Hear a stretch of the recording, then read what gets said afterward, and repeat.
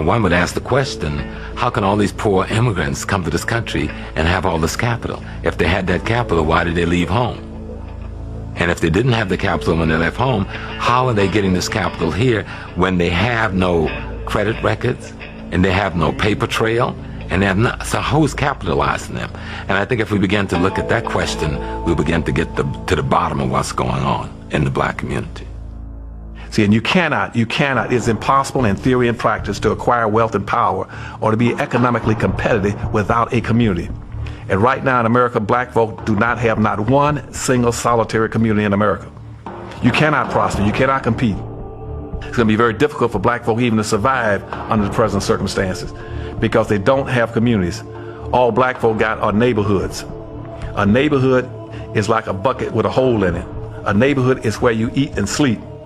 A community is where you store your values, your history, your wealth, your power, your resources, your jobs, your tax base. And most of these neighborhoods have gotten so bad, so crime-ridden and run down and so dysfunctional that the neighbor has moved and all you got left is a hood. There's nothing left in them. We have a ranking order of acceptability in our society based on skin color, going white, yellow, brown, black. It's in a descending color order, going from the whitest to the darkest. And the wealth is also distributed along the same lines.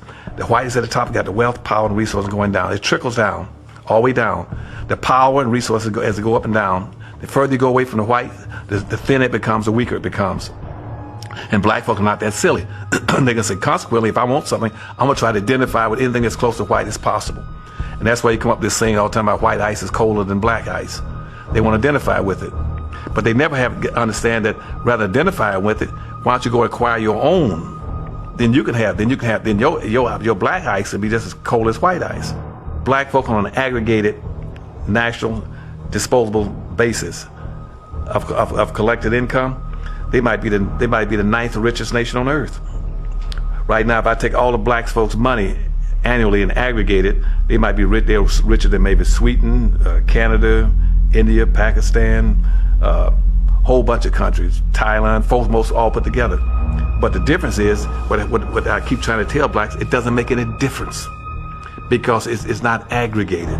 You aggregate something, you strengthen exponentially the power of it by multiplying the multiplying factor, by putting them together and then piling it up, making it stronger. But unfortunately, we are the only people that don't want that to occur. Because you know why?